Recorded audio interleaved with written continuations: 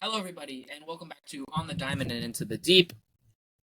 I am back on Monday, June 10th, with an episode in which the Mariners just lost 2 of 3 to the Kansas City Royals, and they've got I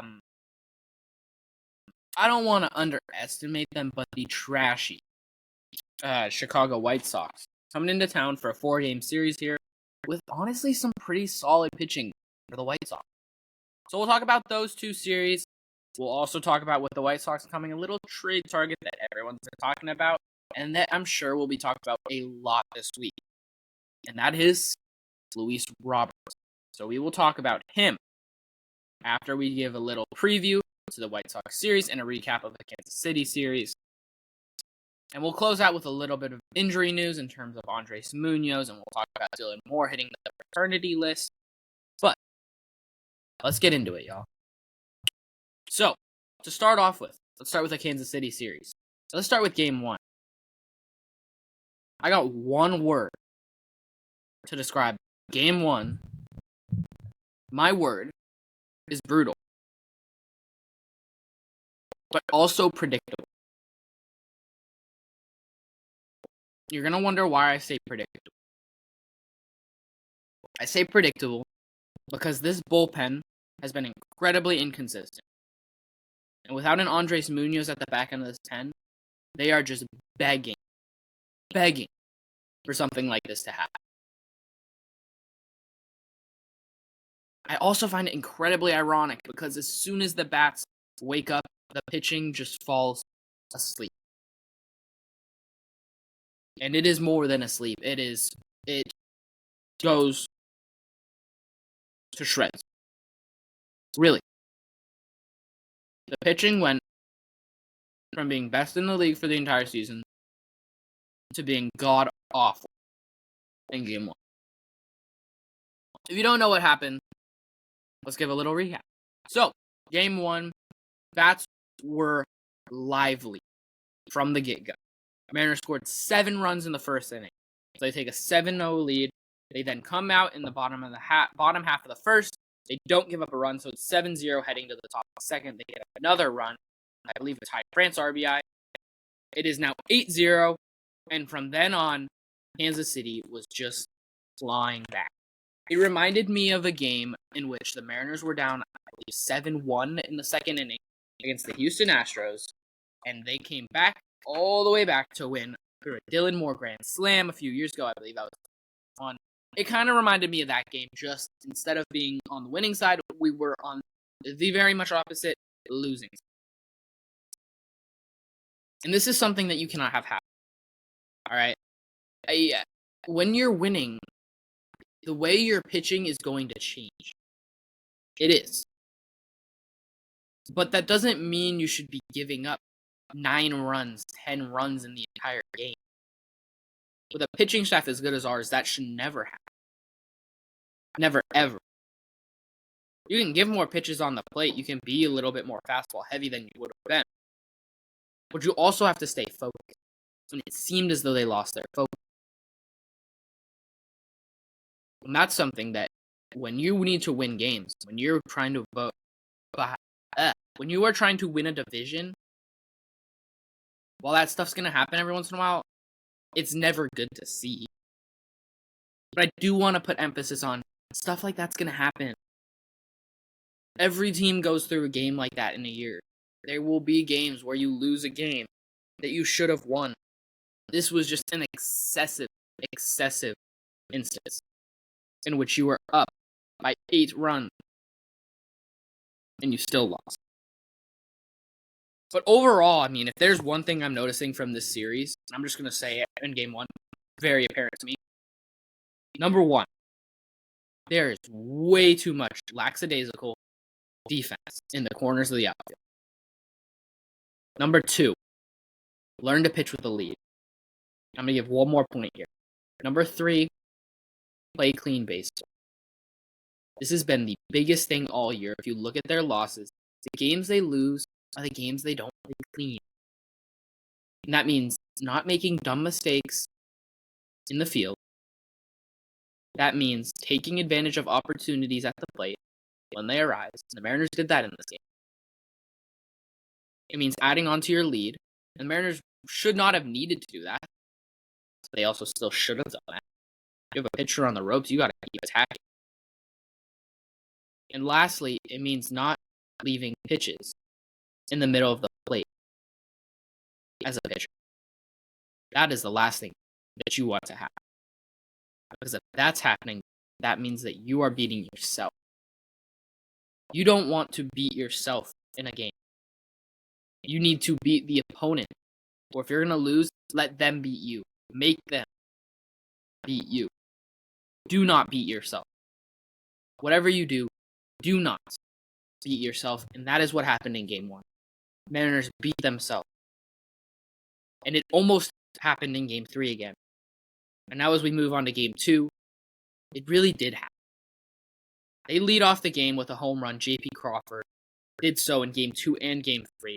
Fantastic series for J.P. Crawford, who I will say is my player of the series, as he had leadoff home runs in Game 2 and Game 3, and has been really good as of late. Really good. And he's been a presence at the top of that lineup that really the Mariners have needed.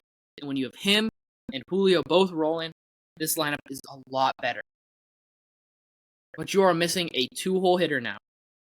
And really you're missing a 4-hole hitter. You are missing a cleanup hitter and you're missing a 2. And one of those can be filled internally. But you are going to need a top 4 hitter in your lineup at the deadline if you want to go compete. Not only and win this division, but then compete in the postseason. If you want to compete for a World Series, an AL pennant, for the first time in your franchise's history. And make a playoff appearance for the second time since 2001. The second time in my lifetime. If you want to win a divisional series for the first time in my lifetime, let me experience that for the first time. Not to make it about myself, but in 17 years, I have not experienced that. That is something I want to experience. I want to experience winning a series that's more than 3 games. I want to experience the joy that postseason brings. And if you want to do that, you need a bat that has presence and impact at the top of your lineup. And as I get into Luis Robert later in this episode, that's why I think that dude is fantastic and really could be perfect for this lineup. And there are some red flags there that I will talk about. There are. But that doesn't take it away. Game 2, J.P. Crawford, as I said, leadoff home run. They then gave up the lead in the bottom half. And really the entire game until the 6th inning, it was just that. Mariners score. Royals score. A couple take the lead. Mariners then tie the game back. Royals then take the lead. It was back and forth. And that's okay. But when your pitching staff is the strength of your team, just get some clean innings while the lineup gets some break and they can score some runs and get a little bit of a lead and then add on. But instead, Kansas City did so. In the 6th inning, as they broke it open, they get a 3-run lead off Kirby Snead, and that was that. That was the game. There was no coming back from that. Now we move on to Game 3. J.P. Crawford, as I said again, leadoff home run in back-to-back games. He is the player of your series again. But again, the Mariners struggle to hold the lead. Game 3, they did actually hold the lead for an inning. Better, much better. But then they can't add on. It's 1-1 heading into the 7th inning. When Tyler Locklear comes up with his first hit, it was an RBI double. First hit, first RBI, first extra base hit. We're still waiting on that first ding-dong, but a fantastic debut for Tyler Locklear, who's in the lineup again. We get to the 9th inning. Mike Baumann strikes out, pass watch, strikes out Salvi Perez.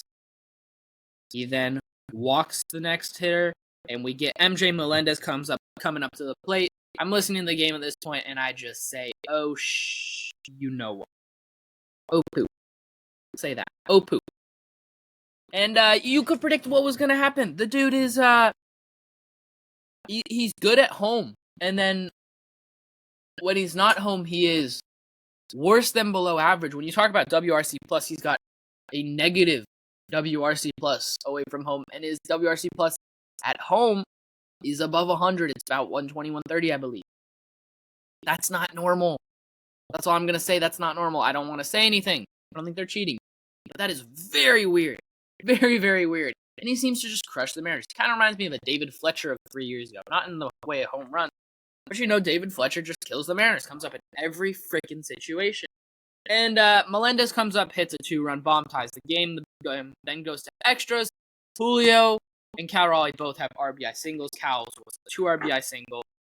And they get a 3-run lead. They head to the bottom of the 10th. Both struggles. But Taylor Saucedo, you play 9 innings! I guess it's 10 today. But he comes up clutch. The Mariners then win Game 3. And, they got out of Kansas City with a series loss, but not a sweep. So I'll take that as an okay, I guess. This was a series you really should have won. You could have swept this series very easily. Had it gone a little bit differently. But you need a bullpen arm right now. Maybe that is Santos. And maybe that is Logan Allen. But you need one now. Really do. And I just want to touch on a little bit more what I was talking about with MJ Melendez in terms of the home road split. That is a thing in terms of all of Kansas City's hitters. I don't really know what the deal is. I'm not saying they're cheating. I've seen people say that. I kind of doubt they are really cheating so quickly after the Astros scandal a few years ago. But I won't lie. It's a little weird. It is a little suspicious. Like, I don't know what the deal is. Do you like watching the fountains while you're hitting and it just helps you hit? It like relaxes you or something? Really don't know what it is. Very weird. Very, very weird. Do you like give the away team some weird food and they can't run properly? I don't know what it is. But they have been statistically way better at home in terms of their hitting stats, and it doesn't really make sense. So I'm going to ask somebody, please, make it make sense. Please. Your pitcher of the series is George Kirby, who had a solid start yesterday. He didn't really have his best stuff, I'm going to be honest, but he was able to work through it. He got 7 innings of 1-run ball. So credit to really. Credit where it's due. That is crucial. In a game that you need to win to salvage anything from this series, that is a massive, massive start from George Kirby. Now, starting tonight, the Mariners face the Chicago White Sox. Game 1 is Eric Fetty versus Walter Logan Gilbert. We got then making his MLB debut, Drew Thorpe is facing Brian Wu. Then you got Mr. Cannon facing Bryce Miller, who has his own cannons. Then you got Game 4, we got Garrett Crochet and La Piedra Luis Castillo, and that is going to be a tough game. I'm just going to say that flat out now. The way we're going to do this is I'm going to open each starting pitcher for Chicago's Savant page. We're going to go through the most basic page on their spot. We'll look at their pitches. We'll look at a little bit of some other stuff.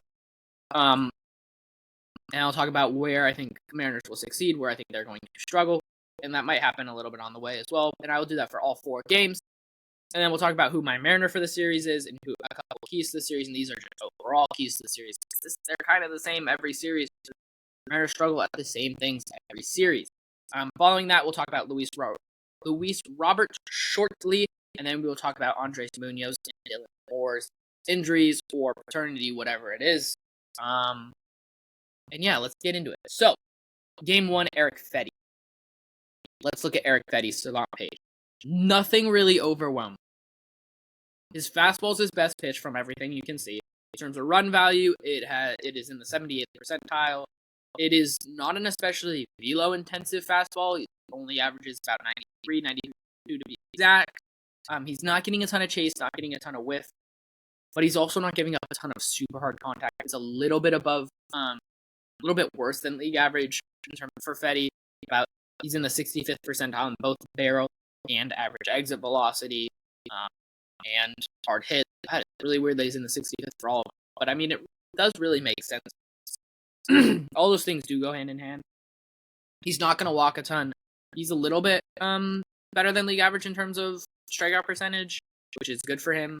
Not great for the Mariners because that means that he'll probably get that up tonight. He averages a 23.5 strikeout percentage. He will probably strike out quite a few Mariners tonight because we love to strike out, and that's who we are. In terms of other stuff, he does get a decent amount of ground ball from what it looks like. He gets good extension. Not that really matters what's happening there. And again, his off speed is not fantastic. -2 run value in terms of his off speed pitches. So that will be in terms of his pitch mix. The only pitch that will include is his sweeper. That would be his changeup. And if you want to look at his pitch mix, he goes 30% sinker, 26.6% cutter, 21.4% sweeper, 21.1% changeup. So that changeup will be used a lot against left-handed hitters. If you're a lefty, you are going to see majority cutters and changeups. Yeah, majority cutters and changeups. You'll get some sinkers mixed in there, but mostly cutters and changeups. You're not really going to see the sweeper, which is really surprising. You're going to see the sinker a tiny bit, but majority of pitches, again, changeup and cutter if you're a left-handed hitter. So that'll be JP Crawford, Josh Rojas, dudes like that. In terms of righties, you're going to be seeing a lot of sinkers, a lot of sweepers. That's about it in terms of the pitches you will see. So again, while he does have 4 pitches technically 5, he's really only going to throw 2 against each hitter. And in terms of which pitches have been successful for him, when you look at slug versus X slug, he's been fairly successful with the changeup. That has been his best pitch. And the Mariners have severely struggled against changeups. So if I'm looking at Eric Fetty from a Mariners perspective, I think, poop, because a good changeup has really been their peak enemy this year, and it is a pitch that they probably will struggle against. But if you can lay off that changeup, I'm not saying they will be able to, but if you can and get him onto these other pitches, you should be able to hit them. In terms of the sinker, opponents are slugging 436 off or 400 off of it, with an X slug of 436, which isn't like out of this world good, but it's pretty good in terms of 103 at bats, 103 plate appearances. The sinker has been thrown. They have been 3 home runs off the sinker. In the 58 plate appearances that it's been thrown, the sweeper that's been thrown, also 3 home runs. So those 2 pitches will get slugged. So that means righties are finding some success against him, at least slugging wise. But when you look at that sweeper, the X batting average is not very high. So that means that's going to get chased. It's going to get whiffed. It's about 22% whiff. His cutter is getting a 28, so he's using that as a whiff pitch, which is a little bit surprising to me. I would guess that would be more of a chopper type pitch, similar to what a sinker is going to do. They're going to do similar things, just on opposite hands. So if you're a lefty, that cutter is going to be the one that's producing some ground balls. I would have expected the sinker, the same thing with right-handed hitters. But overall, I can see why he's getting a good ground ball percentage with a solid sinker and a solid cutter. Those are both just going to get topped. They're going to go straight into the ground. When you're looking at his batting ball profile, opponents are pretty much, they're pulling the ball a little bit, going straight up. Those are basically 2 spots they're going. Not really going oppo a ton, about 30% oppo. The other 2 are over 30%. So take with that what you will. I wouldn't take that with much more than a grain of salt. And again, he's getting majority ground ball. He's getting 48% ground ball, 24% fly ball, 21% line drive, which is not especially high. When I'm looking at line drive percentage, a high line drive percentage from what I've seen is 25 to 30 in there. More so the 25 to 7 range. At 21%, that's not especially high. He's getting a decent amount of pop-ups. It's a little bit below league average. But again, he's not going to give up a ton of line drives, which means he's not going to give up a ton of hard hit balls in general. When you're looking at run value of his pitches, the best pitch he's had has been his cutter. His changeup actually has negative run value, which is surprising to me when you're looking at that pitch because its X stats are actually very good. X batting average 206, X slug 278, X woba 246, with a hard hit percentage of 28.6. Not high at all. The sinker has gotten hit pretty hard with a 54.4% hard hit rate. So if you're a right-handed hitter or a left-handed hitter, you're looking for that, especially right-handed hitter. And that's the pitch you are looking to brush. And who is that going to play into for the Mariners? I mean, I think there's not a lot of the Mariners can hit sinkers when you look at what they've done. But the changeup is the one that, again, that is the pitch I would be scared of as a Mariner. Because number one, it's been decent, and number two, you really have not been able to hit a sinker or a changeup in general. Sorry. Yeah, it's got decent move, not a ton, but decent movement. A changeup is going to. It looks like it's going to break a little bit more arm side than down, which is not surprising to me, but it is interesting. Fetty has taken a huge leap forward this year, which is, wow, great for him, but it seems like the White Sox might have found something. It could be a deadline target. As we move into game 2, you are facing Drew Thorpe, who Drew Thorpe, he's a good pitching prospect. This will be his debut, so it's there's not much really to know about him in terms of looking at his original scouting profile. If you look at his scouting grades, his changeup has been his best pitch. So again, it could be rough. It really could. This is the type of game that could be really rough. I could also see it being the complete opposite, as the Mariners won't have as much to think about when they're facing him, and more so they'll just be going up there and hitting, which is, when they've done that, they've been more successful. So I really could see this go either way, but with a good changeup, they're going to struggle. I gotta just say that. Thorpe, in terms of his minor league this year, he's been in Double A. He's got a 1.35 ERA. He's pitched 11 games. He has 56 strikeouts in those 11 games and a WHIP at 0.87. He was in the Juan Soto trade from New York to San Diego. He went to San Diego, and then San Diego traded him basically as a headliner for Dylan Cease. Not the headliner, but as one of the best prospects, really, in the Dylan Cease trade. So he was traded actually twice in this offseason. He never pitched a pitch in the San Diego system. Feels for you, man. That really sucks, I'm going to be honest.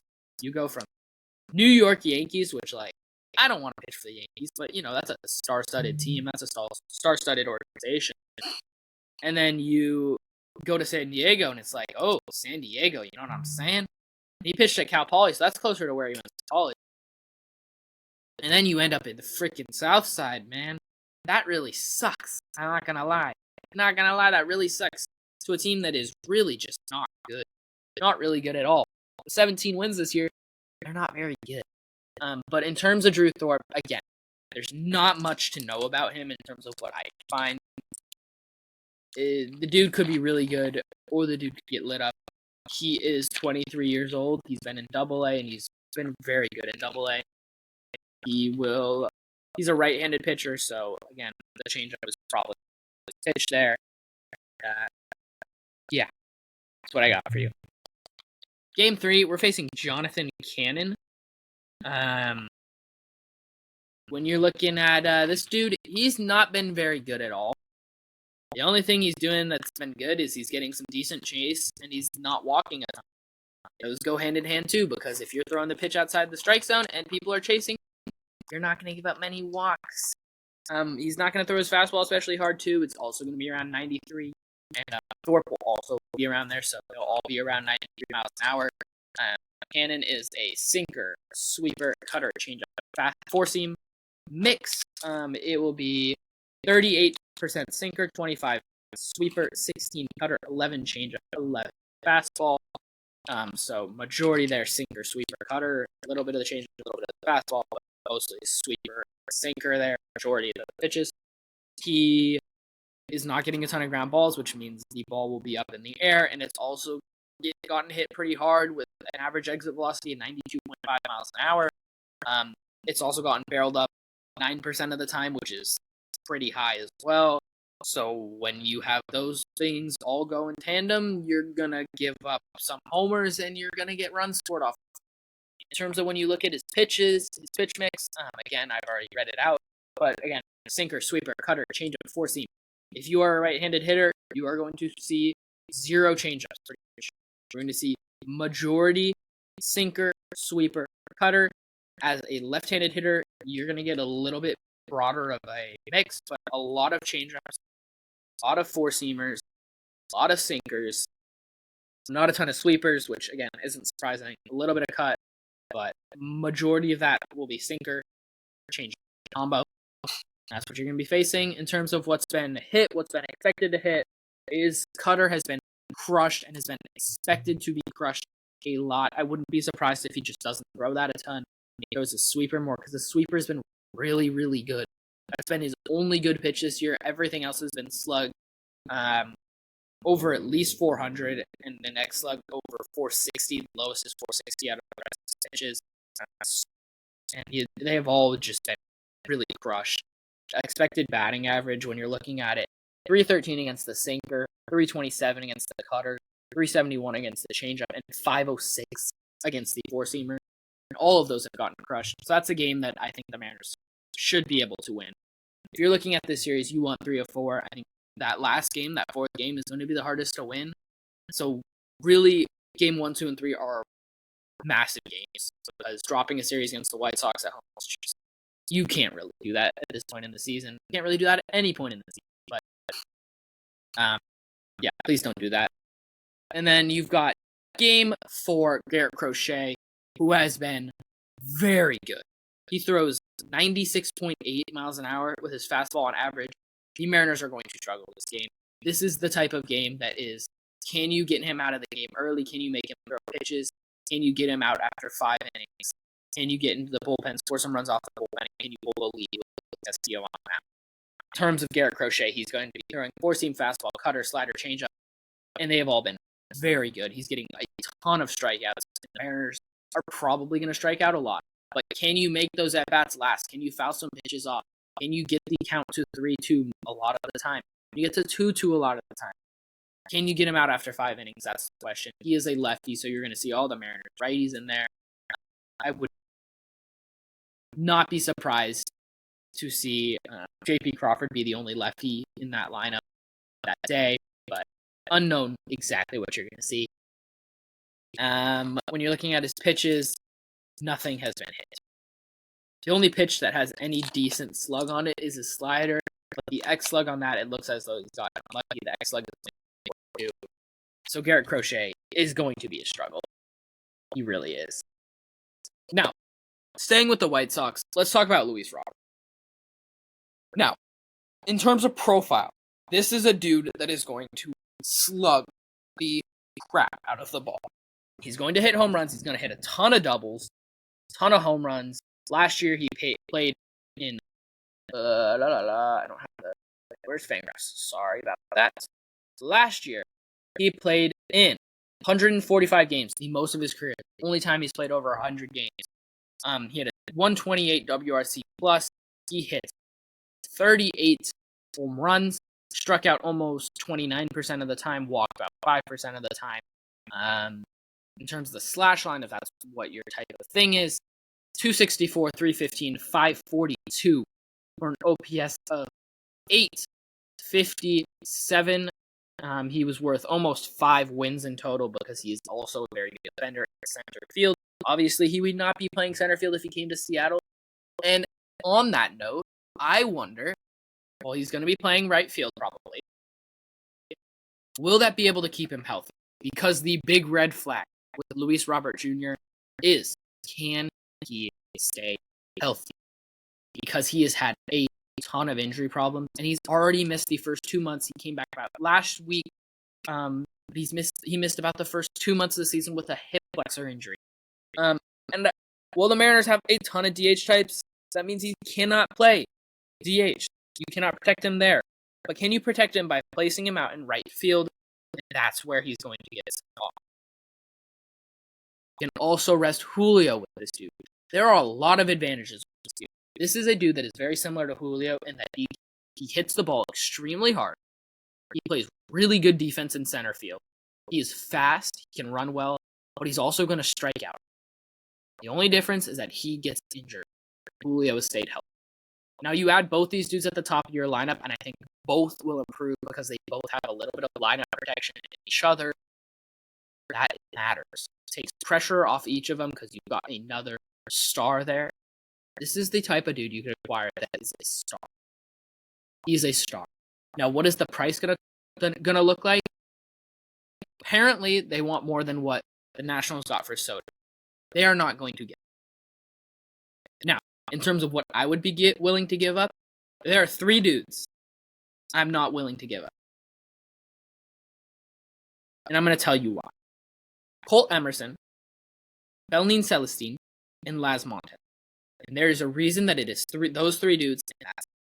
And it is because I believe those 3 dudes could be very good at the major league level, could be stars, and they are both, and all 3 of them are very young, and none of their value is at where it would be at the top.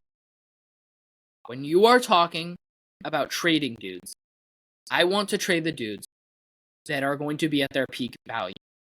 And that's why even a Johnny Formello, for me, is not a dude I'd be trying to trade. The dudes I'd be thinking about trading right now would be a Harry Ford and a Cole Young, because they're both at peak value. Look at the Luis Castillo trade. Noelvi Marte, Edwin Arroyo, both were at peak value. And they got Luis Castillo back. They then extended him, which made the trade even better. And that trade is something that we would all do 100 out of 100 times. 100 out of 100 times. In terms of what the package I'm going to throw together to send back to the Chicago White Sox, that I think is going to be an incredibly competitive offer. It is going to be Harry Ford, Johnny Farmello, Michael Arroyo, and Ashton Izzy. That is 3 dudes from your top 10, and an Ashton Izzy who is, I think, in the 15 to 20 range-ish. He might be a little higher than that, and he's having a fantastic year down in there. Now, I said I don't want to trade dudes when they're not at their peak value. Johnny Farmello is a dude that I think the Chicago White Sox will see in one. He's athletic. He can play center field. He can hit. He's been very good at Modesto. And he's just very toolsy. And you're going to have to give up a dude like that. And when I'm looking at the dudes that you could give away, Johnny Farmello, for me, is the one of those type of dudes that I'm most willing to give up. Now, if you could replace him with Ty Pete, 100% of the time am I doing it. But in this situation, you're also keeping Cole Young. You're keeping Logan Evans. You're obviously keeping Tyler Locklear, who you're not going to really trade away unless you're acquiring a first baseman. You're keeping Ryan Bliss type of dude. You're keeping Jonathan Clase for other trades. Like, Harry Ford and Johnny Farmello are the 2 for me there that are like, oh, it's uncomfy. But any trade for a dude that's going to make impact, it's going to hit in the top 4 in your lineup, it's going to cost a dude that's going to make you feel uncomfy. Maybe a couple dudes that are going to make you feel uncomfortable. And when you think about the Luis Castillo trade, I remember thinking when it broke, oh God, both Arroyo and Noelvi Marte, both of them. And I loved Noelvi Marte especially. And I loved watching Edwin Arroyo. I had just seen him a few weeks earlier in Modesto. And it was uncomfortable. But I would do that trade 100 out of 100 times. 1,000 out of 1,000 times. 1,000,000 out of 1,000,000 times. Any time. 100% of the time, I would do that trade.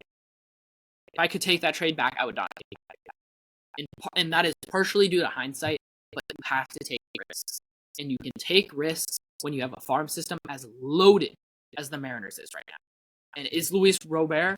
I don't know how you actually pronounce it. That's another reason I want him, because I want to know how to properly pronounce it. And is acquiring him a risk? Yes, because he gets injured. He's had injury problems. But acquiring anyone that good is a risk.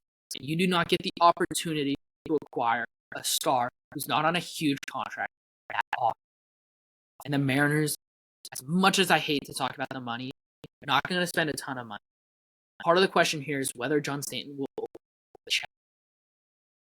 But if he does, this is the type of dude you want, because he's not on a huge contract. He's not on a huge contract in the prime of his career. You could go get him to play really good defense in right field. Him and Julio will protect each other a little bit in the lineup, and your first 3 in the lineup will look, the first 4 in the lineup will look something like J.P. Crawford hitting 1, probably Julio hitting 3. You'll have Luis Robert hitting 4. Who's hitting 2? It's a little bit up in the air, but you're probably going to try and get someone that's not going to strike out a lot to sort of protect at least Robert and Julio Rodriguez. So maybe if he's hitting, that's a Mitch Garver. Mitch Garver's been better recently, so is that the dude? Or if Ty France comes back and he starts raking again, is he the dude? But you think about that 3 of that top 4 in your lineup, it's really, really fun. Really fun. And Luis Robert has aura too.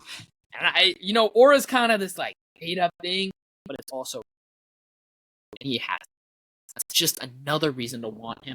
If you could go get him this week, it would be fan-freaking-tastic. And the other reason is I don't want to see, as much as I do like the Phillies, all right? The Phillies are fun to watch. But as much as I like teams like that, and I like watching other good teams, I want to see the Mariners for once be the team that goes and acquires that impact bat. They go make a run in the postseason. Because if this Mariners defense shapes up and then they go acquire an arm that can pitch in the 7th or 8th inning reliably, this team could do some stuff. This team could do damage. And it's time we go take a shot and we go try to make damage in the postseason. It's time. It needs to happen. It really does. And again, I'm not treating Emerson, Felnin, or Ladd. That's just because I think those 3 have a ceiling way up there compared to anyone else in the Mariners farm system. And I think that if you could get those dudes in 2026, 2027, depending on which dude, you add that to a lineup of Julio Rodriguez, Cole Young, Luis Robert, if you do this trade. I mean, J.P. Crawford will probably have tailed off a little bit by then, but even him, Cal Raleigh, this is a lineup that can be dangerous as this pitching needs to be extended, but as it hopefully does get. And that's a team in 2026, 2027, and 2028 that is incredibly dangerous. Now, just going to close out with some injury stuff. Munoz has had some back problems. You're not going to see him go back-to-back, and that's going to mean you're going to have to win the first game of every series here coming up, or blow out teams, or both. But you're not going to be able to see him go back-to-backers, so go win the first games of series. They're going to be even more crucial than they already are. And then Dylan Moore just hit the paternity list, and the boy Luis Rivas is back, or Leo Rivas is back. I haven't seen the updated lineup. I'm assuming Bliss is probably in there, not Rivas, but that's what I would hope at least. But I don't know. And just to close out, again, you need an impact bat. You're going to be uncomfortable trading for him. The package will make you uncomfortable, but it is worth it because you need that dude in your lineup, and it will improve your lineup as a whole as it makes your lineup longer. It allows you to hit Cal Raleigh 5 where he belongs in the lineup. And it allows for so much stuff and improves your corner outfield defense. But I talk about being lackadaisical at best in the KC series. Anyways, thank you all so much for listening. This has been a fun episode, really. And trade deadline and trade talk is a lot of fun. I find it a ton of fun to talk about. It was a lot of fun this offseason, and just being able to get back into it is a lot of fun. And I'll try to do one at the start of every week, especially when we got series against teams that have targets that we go and acquire, especially a team like the White Sox who have a ton of targets. And Luis Robert is one that I talk about a ton. But thank you all so much for listening. Follow at Diamond and Deep on YouTube, Instagram, Twitter, TikTok, wherever you get your social media stuff. Like, subscribe, follow, do all the good stuff. Hit the you know what to do. If you made it this far, thank you so much. Have a great night. Go M's, y'all. Peace.